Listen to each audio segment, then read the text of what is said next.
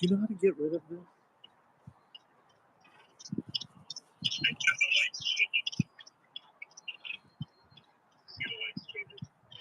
Uh-uh. Uh-huh. Is that one? How do you get rid of the waiting for guest screen?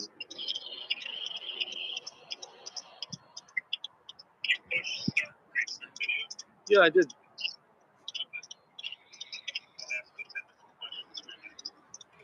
Okay.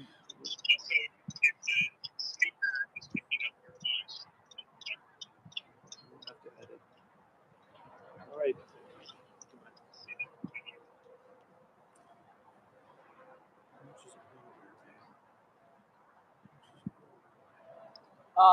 A ton?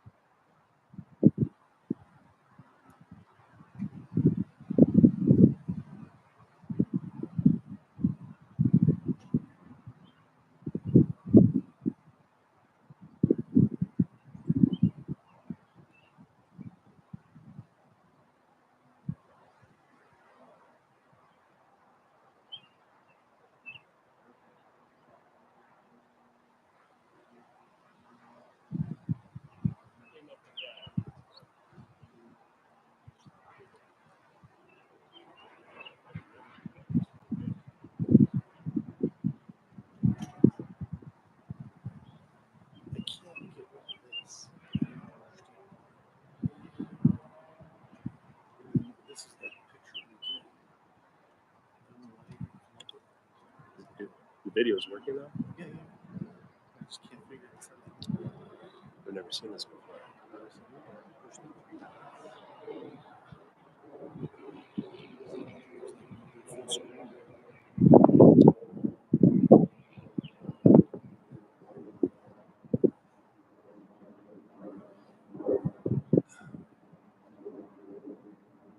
Have you tried doing this? Try doing this. See, share. You can get the microphone.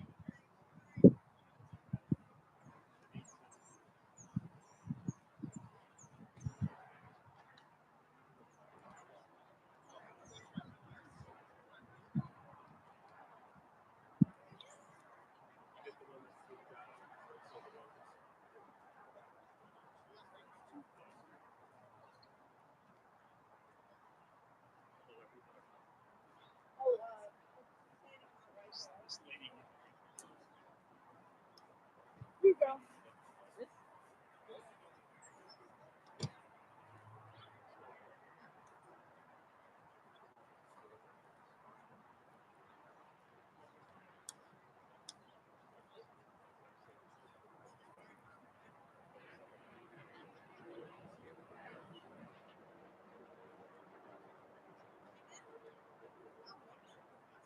out of Arkansas. Rosewood. One of the first that we Rosewood. And his name was Crimson. And he only was going to build one. And every time he built one, like a dozen out. This company in North Arkansas,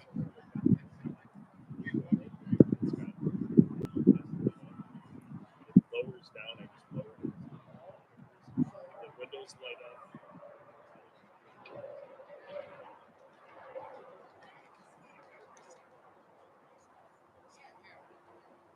Probably going to play a song and take her out.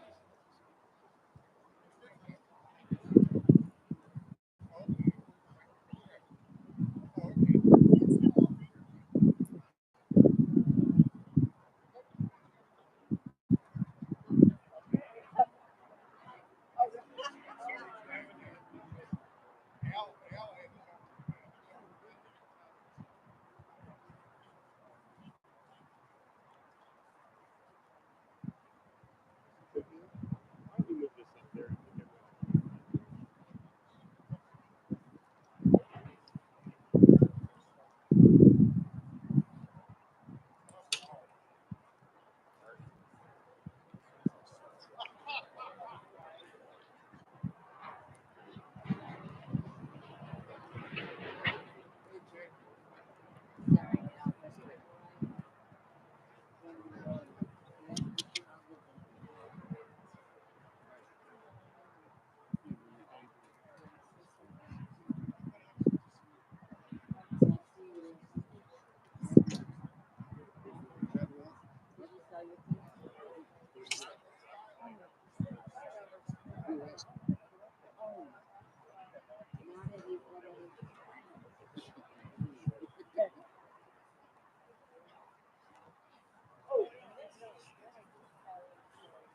Hey, Jay.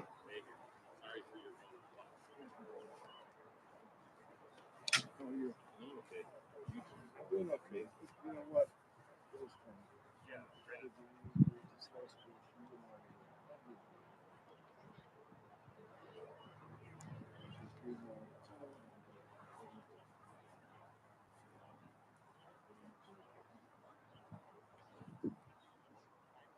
How are you? There he is.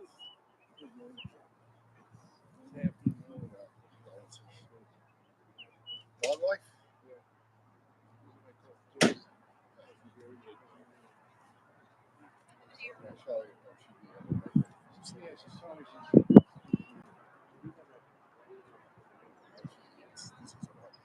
Him up and then coming out here. Took one trip for the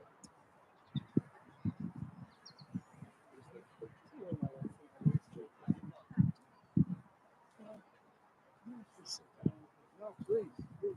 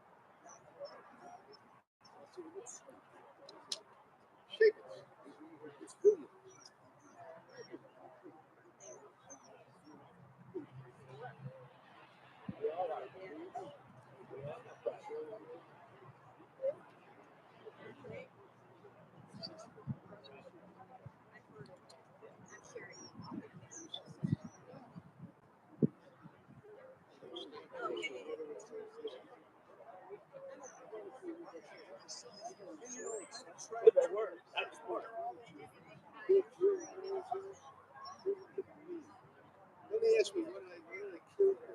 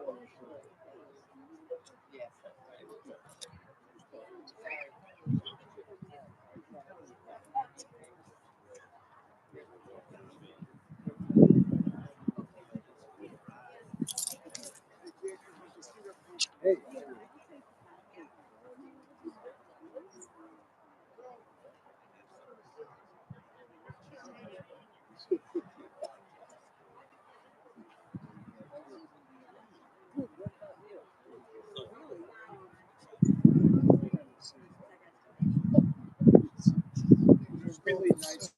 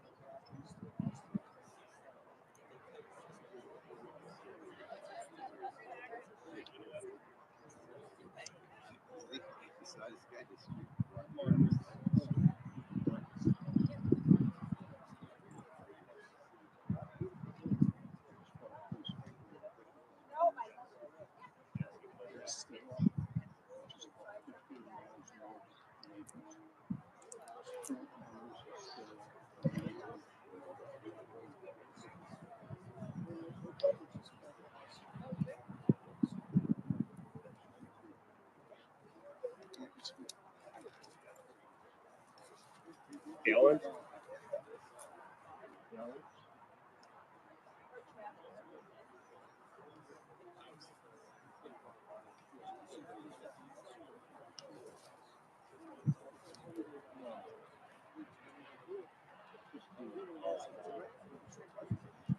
Hi, back.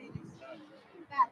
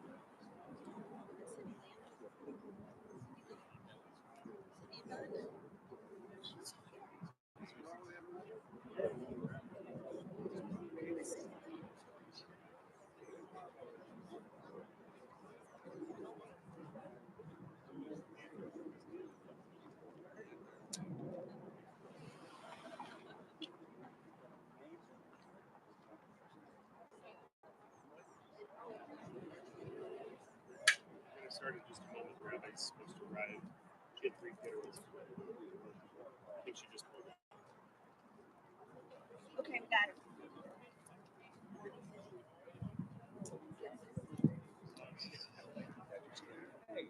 No.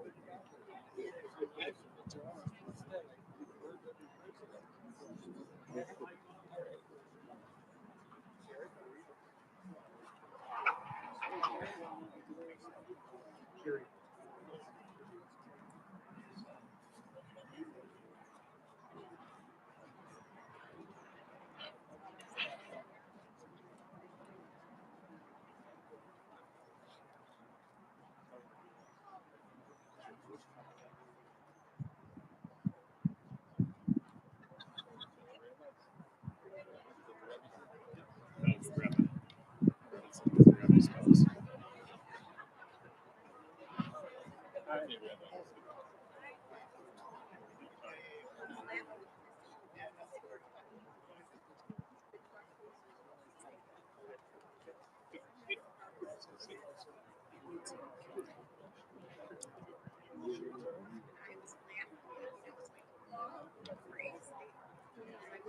My mother's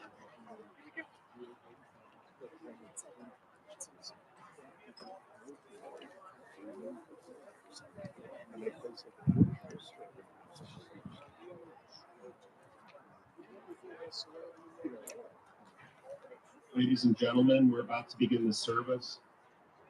Can I ask everyone with a cell phone to please put into the silent mode at this time?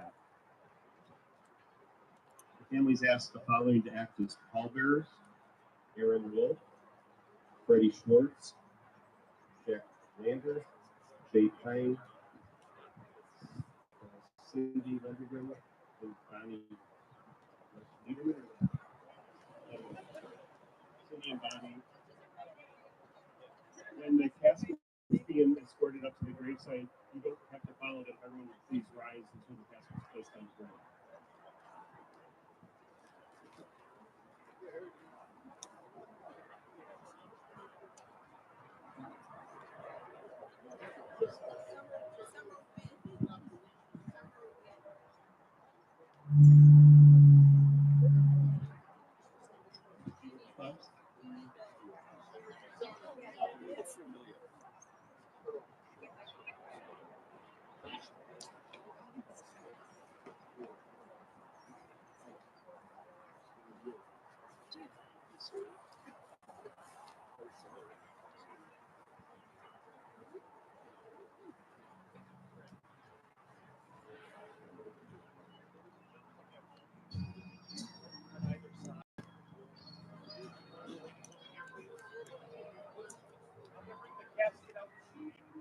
We're gonna be facing the backwards, and we're gonna make a right hand facing the casket.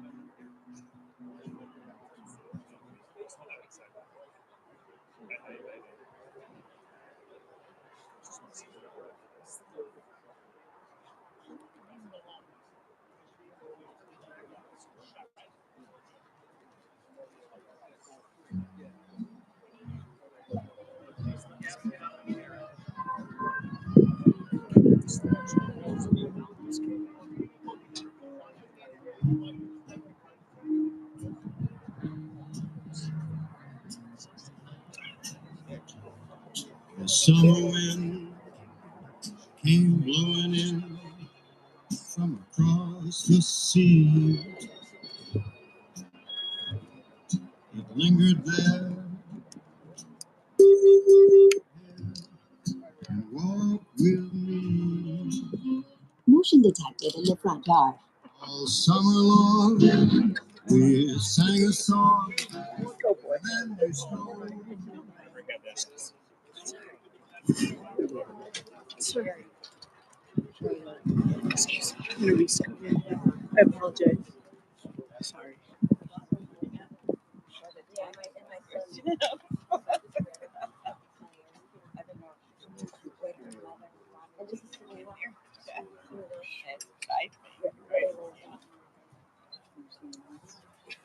Everybody have a program?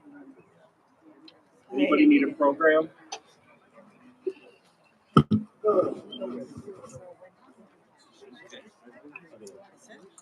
Thank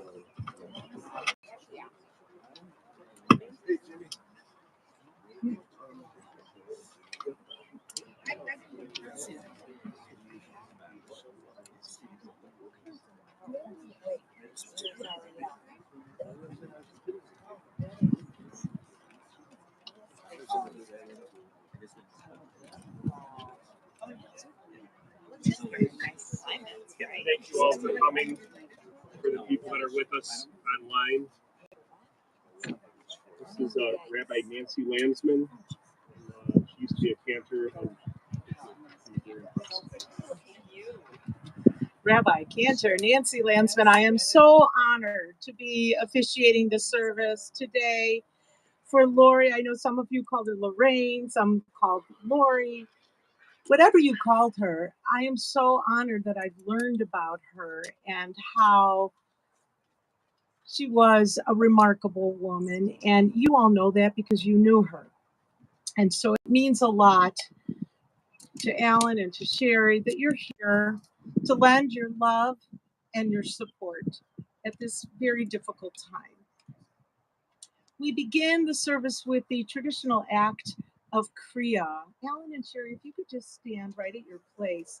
Many times mourners will make a tear in their clothing.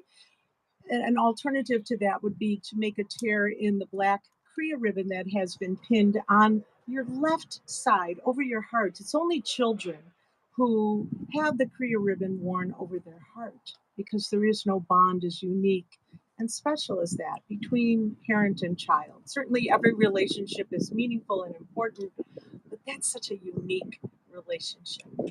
We know everyone's hearts are torn as we say goodbye to your mom. And there are traditional Hebrew words that are said before making a tear in the ribbon. And I invite the two of you to repeat these words after me. Baruch atah Adonai Eloheinu melech haolam dayan ha'emet. These words mean, praised are you, eternal our God, ruler of the universe, judge of truth. From the bottom of the ribbon up towards the circular button, you can go ahead and make a tear. You can tear it a little or a lot. And it symbolizes how your hearts are torn. You have a choice to wear this ribbon. Sometimes it tears easily and sometimes it's really stubborn. Kind of like people. It doesn't matter how much you tear it.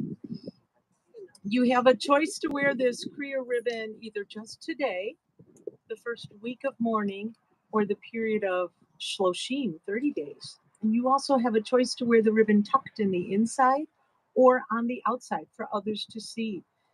If you choose to wear the Kriya ribbon on the outside and people see you wearing this Kriya ribbon, hopefully they'll understand that you are in a period of mourning and will have compassion on you. Please be seated. We come to this sacred place drawn by the eternal ties that bind your souls to the soul of your beloved Lorrie. In learning about Lorrie, I have selected a few readings and poems that I felt were fitting for her and for her family. Unfortunately, the author of this first poem is unknown. The poem is entitled, A Life Well Lived. A life well lived is a precious gift of hope and strength and grace from someone who has made our world a brighter, better place. It's filled with moments sweet and sad, with smiles and sometimes tears, with friendships formed and good times shared, and laughter through the years.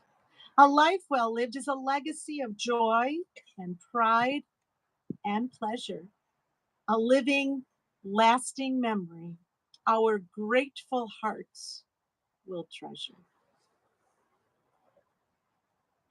At times such as this, we turn to the book of Psalms. Many of us find comfort in the book of Psalms. Psalm 121.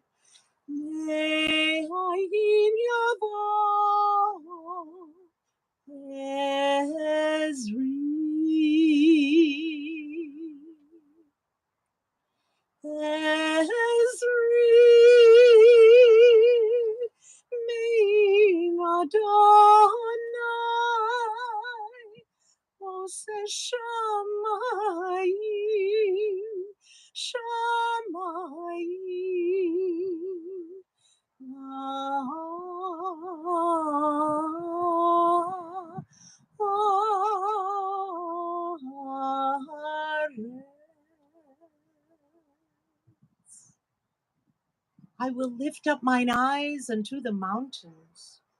From whence shall my help come?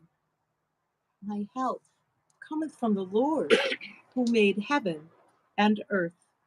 He will not suffer thy foot to be moved. He that keepeth thee will not slumber. Behold, he that keepeth Israel doth neither slumber nor sleep. The Lord is thy keeper. The Lord is thy shade upon thy right hand. The sun shall not smite thee by day, nor the moon by night. The Lord shall keep thee from all evil. He shall keep thy soul. The Lord shall guard thy going out and thy coming in from this time forth and forever.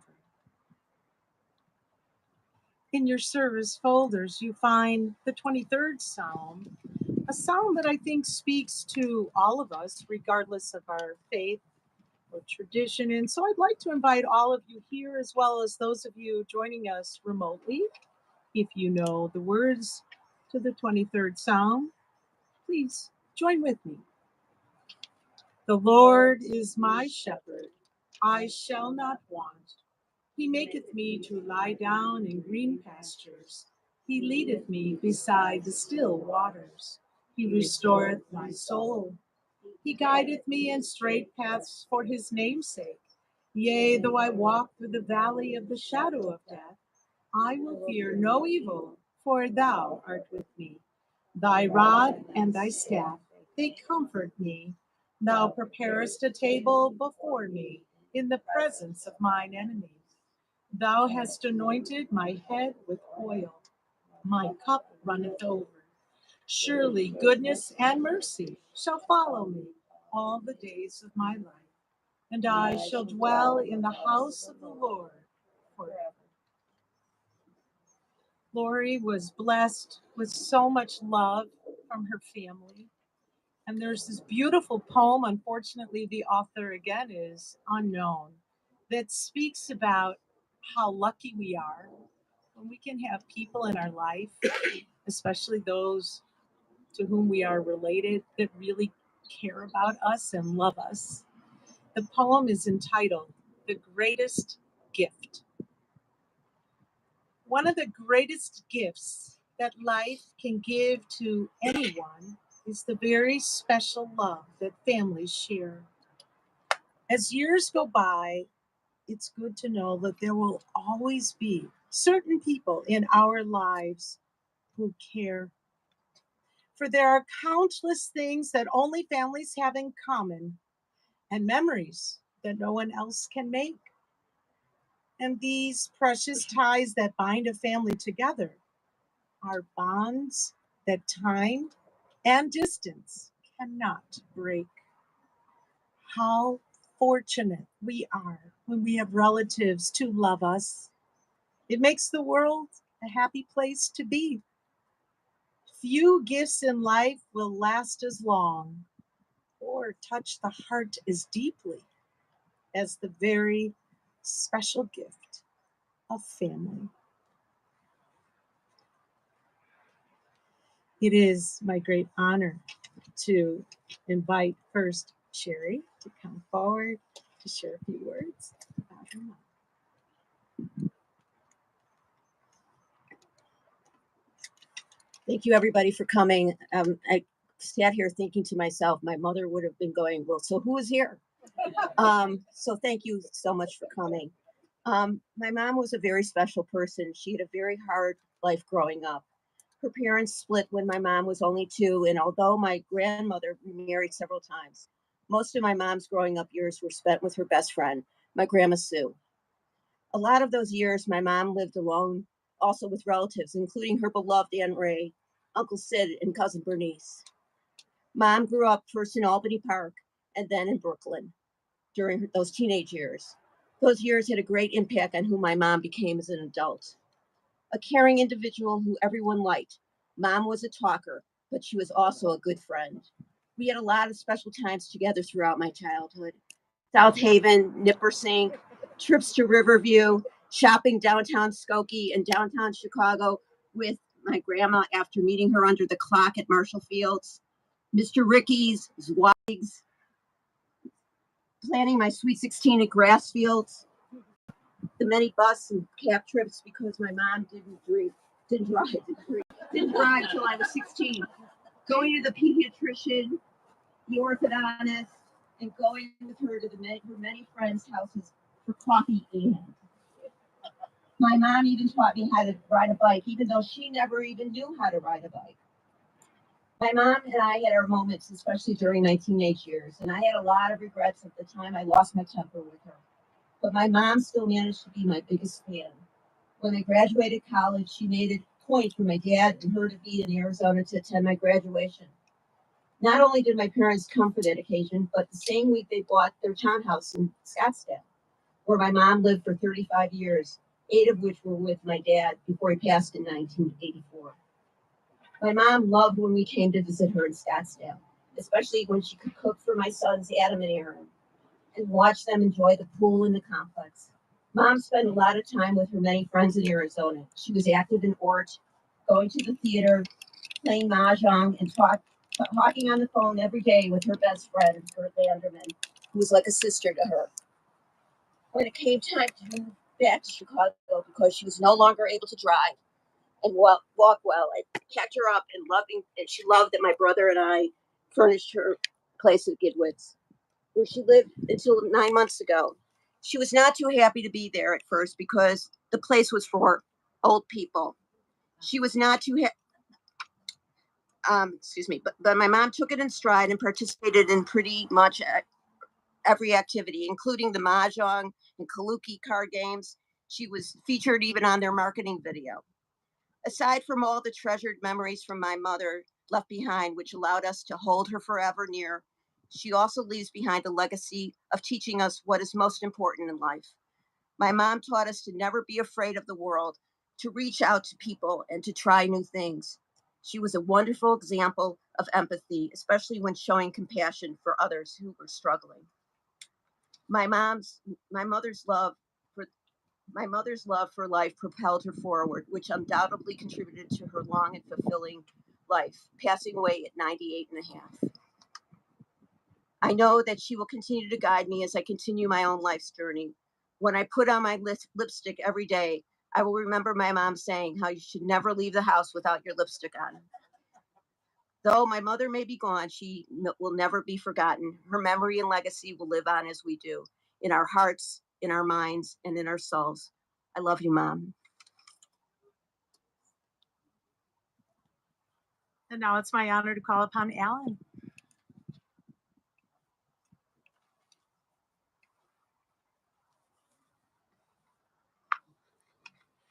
My mom used to say, "Who remembers?"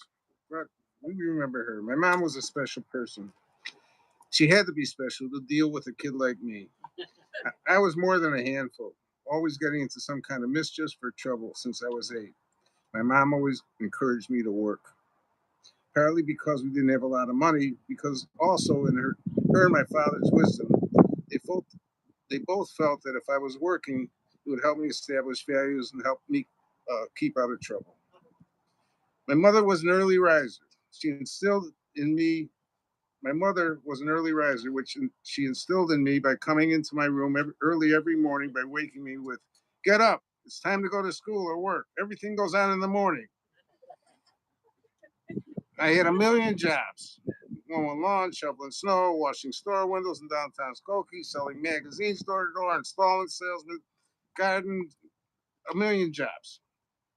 And finally ending up at Wrigley Field selling souvenirs. But through all these different jobs, my mother was always encouraging, always offering to make me a sandwich to take to work. She would always tell me, "You could do anything if you put your mind to it." She backed me when I decided to open the record store, telling my father it was a good idea, which he wasn't so sure of. She also taught me how to take public transportation. She didn't drive, as my sister said. She loved to take my sister on the bus with my friends sometimes and go downtown to see a special movie or go to Riverview or go to a ball game.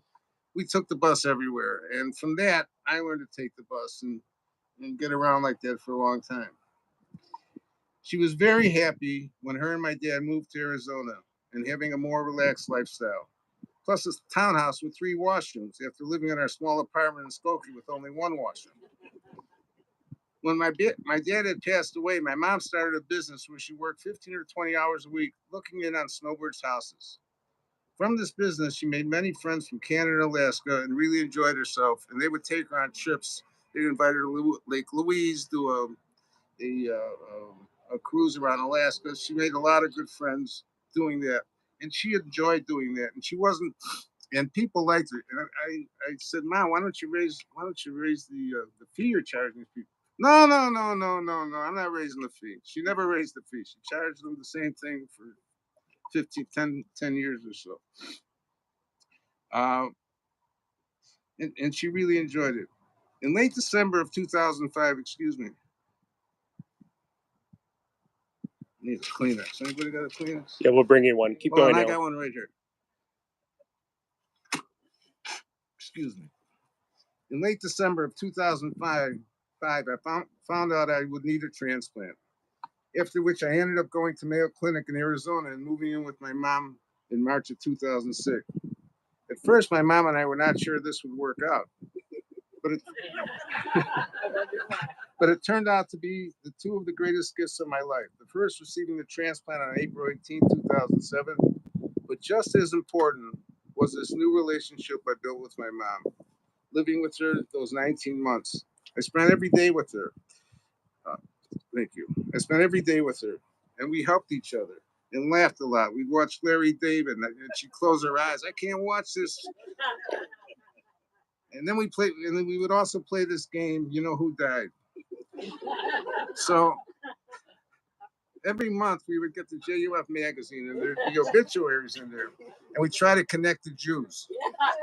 You remember Sylvia Weinstein? She lived on the corner. She died. I knew her cousin. Anyways, we got so very, very close, and I'm so appreciative of that time. It's funny how God, makes things happen like that. And we just remain close. And when she moved here, my sister and I would go see her every week, and we'd take her out for lunch or dinner. And she had a wonderful sense of humor. And she went right after my transfer. I said, Mom, I'll hire a nurse. Are you crazy? And she just, she nursed me, and we just made all those wonderful dinners. And whenever I went to see her in Arizona, she made me her famous salmon patties. When she moved back to Chicago and into assisted living, she enjoyed going to dinner. She also enjoyed spending holidays with Jackie Schwartz and her large family, or having Pesach at my cousin Shelley's house. My mom always brought a smile into the room and will be missed dearly by all that knew her. Goodbye, Mom. I always have you in my heart. So beautiful, both of you. Such wonderful, wonderful memories. And just a few more that the 2 of you shared with me when we met that I'd like to share with all of you. Lorraine was a wonderful daughter to Susan, and she was very, very, very close. They were inseparable, I understand.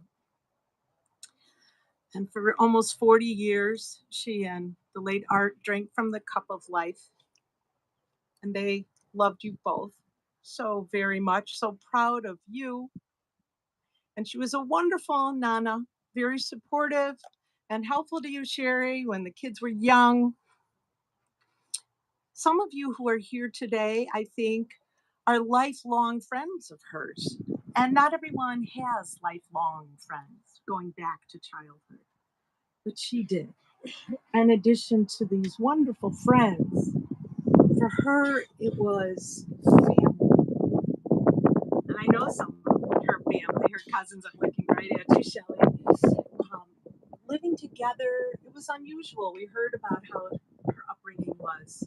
But to be that close to your cousins, where you feel like you're really more sisters than cousins, there was such a beautiful, beautiful bond. In her teenage years, she had the opportunity for a while to live in New York, where she took tap dance lessons. And she had this appreciation for the arts, for theater, and for music. Frank Sinatra, Barbra Streisand, Sarah Vaughan, all the great, great musicians and singers and just, she loved it. And she enjoyed reading, whether it was historical fiction or nonfiction, biographies, romance novels, Jewish stories. She just enjoyed reading. And of course, like many people of her generation, she loved to play mahjong and kaluki and gin. And I love the story that they shared with me about, we heard that Lorrie had a great sense of humor and she knew how to have fun. In the wintertime, in this area where we live, we don't get outside too much, or we certainly don't have picnics. Well, she had a picnic. She would lay down a blanket on the floor in their living room and she'd say, okay, we're going to have a picnic right here. And she'd turn on a movie, and with her kids when they were young, they'd have their picnic in the dead of winter on the living room floor on a blanket.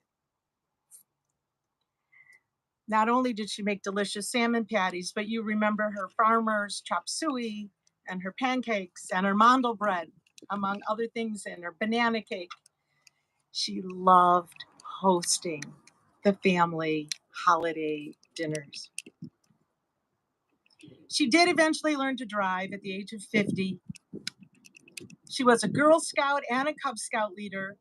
And apparently, as a leader, there's this apparently ugly outfit you have to wear. And she refused to wear it. Nope, I'm not wearing it. She worked not only in the home, but outside the home. She took care of snowbirds' homes and she ran catering for Skokie Central, among other jobs. She was very active in her synagogue at Skokie Central. She enjoyed every Shabbat lighting Shabbat candles and having a challah. She felt strongly about equal rights and civil rights. She taught her children about being fair and respecting others. She kept close with her relatives, attending cousins' club meetings. She was someone who was full of love. Love as a mother, love as a nana, as a relative, as a friend. She was so proud of Alan and Sherry, and she would often say to them, I'm so lucky to have such great children. In addition, she loved that Art had a big family because she loved being surrounded by family. And she was blessed to have had the loving care as she needed it towards the end of her life that she received from so many of you, including Alan and Sherry. She was truly a woman who loved people. And she loved Barbara Streisand. So feel free to sing with me. People, people who need people are the luckiest people in the world. We're children needing other children, and yet letting our grown-up pride hide all the need inside, acting more like children than children. Lovers are very special people. They're the luckiest people in the world. With one person, one very special person, a feeling deep in your soul says you were half, now you're whole. No more hunger and thirst, but first be a person who needs people. People who need people.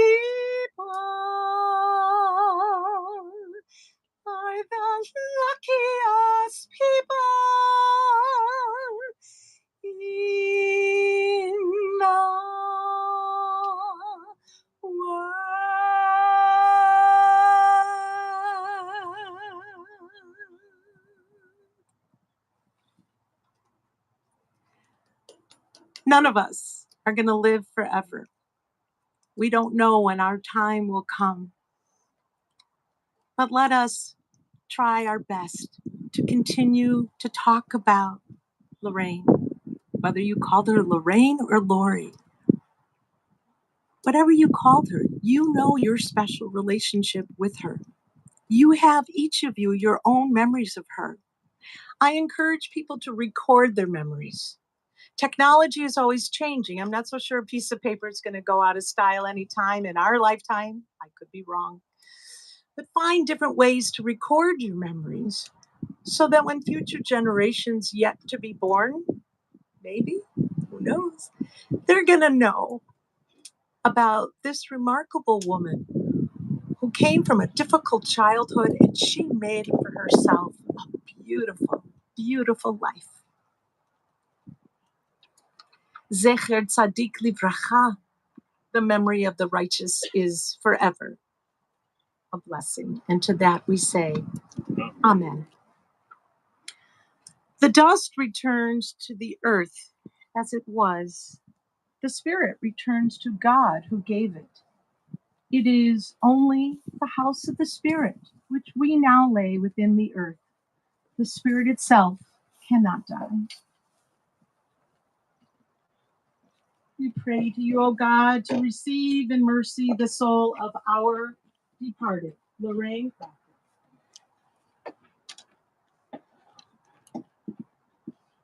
As her casket is being lowered into the grave, I share with you this beautiful poem by David Harkins. You can shed tears that she is gone, or you can smile because she lived. You can close your eyes and pray that she will come back, or you can open your eyes and see all that she has left. Your heart can be empty because you can't see her, or you can be full of the love that you shared. You can turn your back on tomorrow and live yesterday, or you can be happy for tomorrow because of yesterday. You can remember her and only that she is gone, or you can cherish her memory and let it live on. You can cry and close your mind, be empty and turn your back. Or you could do what she would want. Smile, open your eyes, love, and go on. I invite you to turn to your service folders and ask if you are able to please rise for El Malei Rachamim and the Mourner's Kaddish, both of which you'll find in your service folders.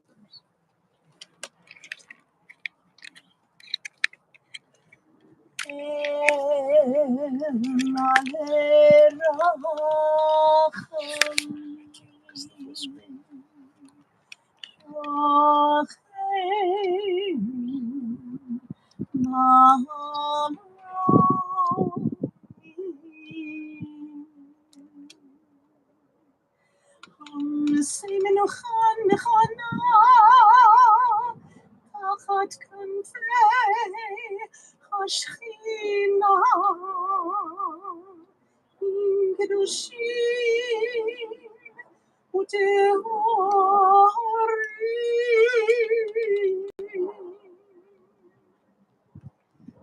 כזוהר רקיע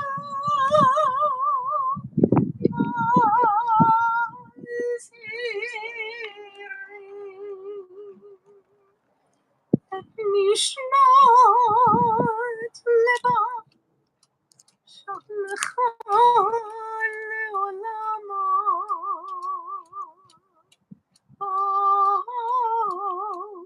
הרחמים יסתיריה בסתר כנפיך לעולמים ויצרור בצרור החיים את נשמתם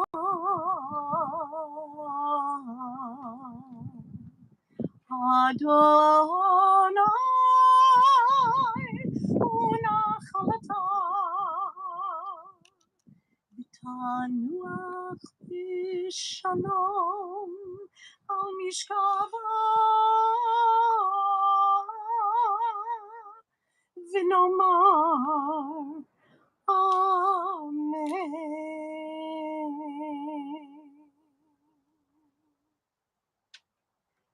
Compassionate God, eternal spirit of the universe, grant perfect rest in your sheltering presence to Lorraine, Lorrie Krockey, who has entered eternity. O God of mercy, let her find refuge in your eternal presence, and let her soul be bound up in the bond of everlasting life. God is her inheritance. May she rest in peace, and let us say, Amen. On the back cover, you find the mourner's cottage. It is said that the angels brought this prayer down from heaven. It possesses wonderful power. Truly, if there is any bond strong enough to link heaven to earth, it is this prayer.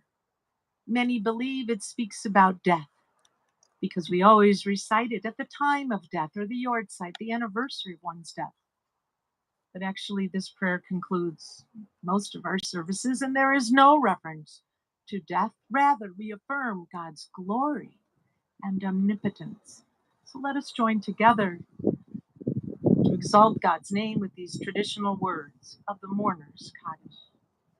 Yitkadal v'yitkadash shemei Rabbah, v'yalma divrach chirutei, v'yamlich malchutei, b'chayechon u'v'yomechon, ובחיי דכל בית ישראל, בעגלה ובזמן קריב ואמרו, אמן. יהי שמי רבה, מברך לעולם עולמי עמיה. יתברך וישתבח, ויתפאר ויתרומם ויתנשא, ויתהדר ויתעלה ויתהלל, שמי דקודשה בריחו, לעילה מן כל ברכתה ושירתה. Tushpachata v'nechamata, v'amiran ba'alma, v'imeru, amen. Yehi shalama rabba, min shamaya, v'chayim aleinu, v'al kol Yisrael, v'imeru, amen. Oseh shalom b'mromav, hu ya'aseh shalom aleinu, v'al kol Yisrael, v'imeru, amen. May the author of peace send peace to all who mourn and comfort all the bereaved among us.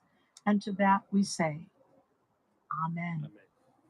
I want to acknowledge the presence of Rabbi Moskowitz, and thank you again, all of you, for being here. At this time,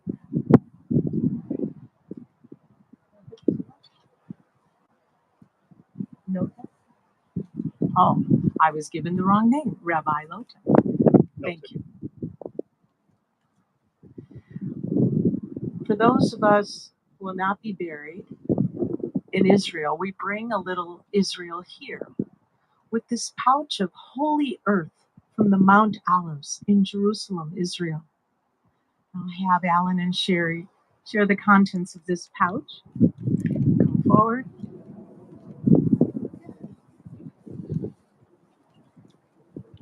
Place some of the holy earth into the grave before they will then do 3 shovels of earth.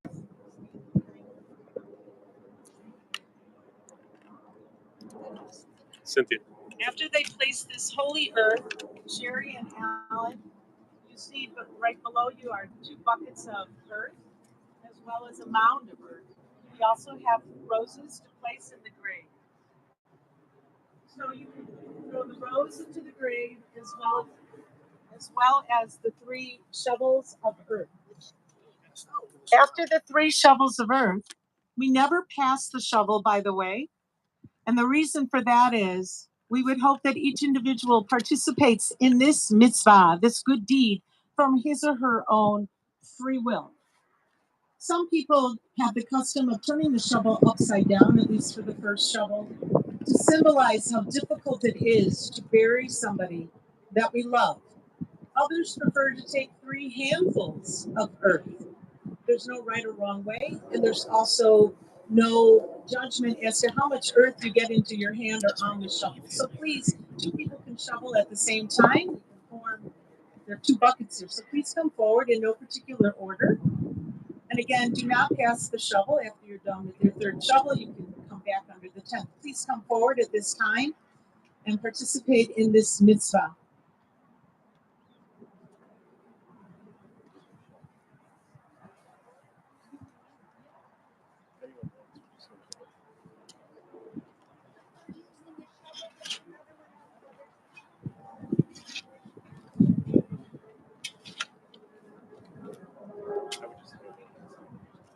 Just explain the family once in the group.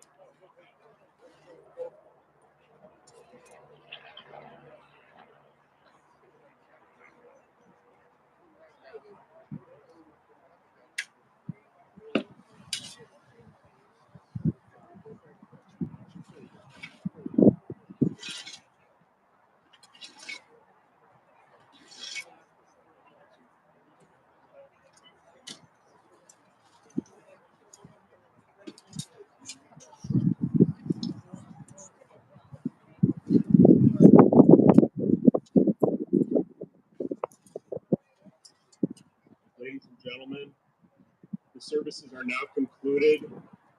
Some of the friends of the family are going to remain to put earth into the grave, but you're welcome to go back to your cars. The Shiva is going to be at Sherry's residence, 366 Parkview Terrace in Buffalo Grove. That information is in the service folder. Thank you all.